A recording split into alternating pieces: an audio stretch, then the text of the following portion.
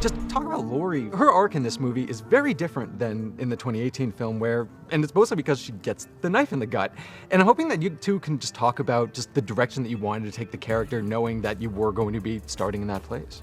Yeah, I wonder what the movie would have been like if we hadn't put the knife in the gut in the last movie. In a lot of ways, my co-writers and I wrote ourselves into a corner with, okay, she's got a knife in her gut, she's got it debilitated, and we've got this guy in a flawless trap of Laurie Strode's brilliance. How do we get her to survive and him to survive became part of the obstacles, but also a lot of the fun. Sure.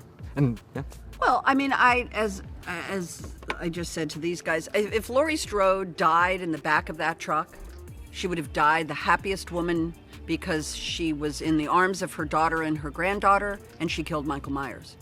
So for her taking the hit, I would take, it's any of us would, step in front of anything to protect our children. So I feel like the nobility of Laurie, that her intelligence and the planning of this trap worked, and we got him. The challenge, of course, is that dawning realization that A, she survived, B, he's not dead, and now she is impotent in the way that she wants to be fierce. Yeah. And she has to allow her daughter and granddaughter to do it for her. She has to allow Tommy to avenge the deaths that are happening. I think that's hard for her. To pass it over, to hand that over, is very difficult for the Laurie Strode we met, as you said, in 2018. What do? We fight. Let's hunt him down. Tommy and Lindsay are these characters with 40 years of history. When you're talking to David Gordon Green, just what are the kinds of things that you're discussing, and also especially just what keeps them in Haddonfield? Please. Well, with David, with me, it was, who do you think Lindsay is now? So it was basically, obviously someone who went through what we went through as children would affect you, obviously through life. So you kind of say, okay, where is this person at? And how is this being terrorized by Michael Myers, all these years ago, affected them in their life? So just sort of building the character from there, and, I'm new to the party. I was just excited to be a part of this, and working with all these great people. Exactly. I was happy to just dive in. And David, I think the ladies will agree, he's a great collaborator. He's really fluid, very loose, and he keeps it moving. He just keeps it very fluid. And I think that's one of his talents.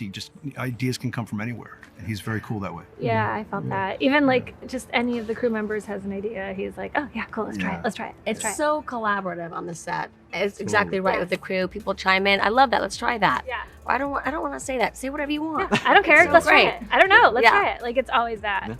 And actually, to talk about Karen, I mean, one thing that's interesting about this film is obviously her relationship with her mother is not great going into the last film. But then you have the events of the last film, which obviously change a lot. But then this movie starts immediately after that. So how do you, just working with Jamie Lee Curtis, how do you kind of gauge that relationship?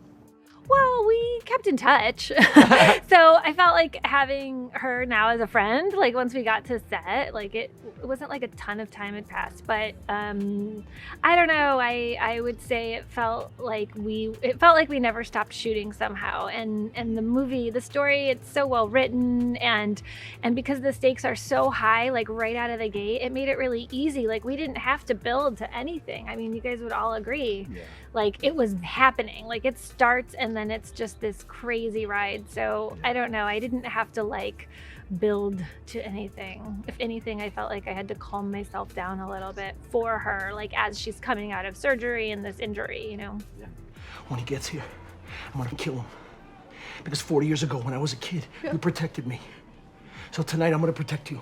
I do just want to ask, I saw Bob Odenkirk's name in the end of the credits. Yeah. And this will blow your mind. Hit me, yes. I just taught Jamie about this today, but in the original Carpenter film, the Bob character, I wanted to have acknowledgement of all the deaths from the previous film, but we couldn't track him down for or get the rights. Somehow we couldn't clear an image of Bob for our television news broadcast. And so I was frustrated by that because I wanted to acknowledge Bob's death, but we couldn't get footage of Bob. So I Googled Bob 70s high school, and a photo of Bob Odenkirk popped up. that looked just like Bob. So I thought, he's probably easier to find. Let's go get him. And they contacted him, and he signed off on the rights to have his high school picture be the Bob in. I mean, come on. And I'm a huge Bob Odenkirk fan, so when that opportunity was just too juicy to ignore. Well, I was just really impressed how David and Danny and Scott were able to kind of thread the characters from the original film all the way through the last installment, which was obviously a massive hit and really beloved. And also at the same time makes room for other characters. And I think one of the things that's great about David is he can work with great people that are established in comedy or drama or whatever. But there was a guy named Brian who was a friend of David's who plays the bar owner in the film. So, he has this Fellini ability to kind of work with people that aren't even quote unquote actors, So there's a great... the firemen were all firemen. Yeah. Look at it. Yeah. So he's got a great kind of flexibility and he's really adept at that and kind of just mixing it up and keeping everybody interested and passionate about it, That's why it felt so real. Everything felt so real because, these are real people. Definitely. I know. Linking back to the original 1978 film, I love the details that are involved here, and the flashbacks are wonderful. I am curious, though, have you tried or maybe experimented with taking the flashback scenes that you shot and putting them with the 1978 film? Putting them side by side. Very good experiment. Ooh, that would be such a cool, Combo edition. edition. Because I was even thinking that you could do that and then maybe even create a 5-hour cut of all three That's movies. amazing. That would be And amazing. you and John you could together You could do show the it edit. once because the rights would be complicated. You can only show it once. We could do that once. You know For a what? We'll do it at select the invited Hollywood group. Bowl. We could or do it at the something. Hollywood Bowl, exactly. And they get a One night live only. score being played. Yeah. Come on, for charity. For charity. For Children's That we Hospital could Los do. Angeles. Put John down in the That pit, we could right? do. Yeah. Yeah, John Carpenter down. That we could do. Perfect. You want your mask? Come and get it! I'm coming for you, Michael.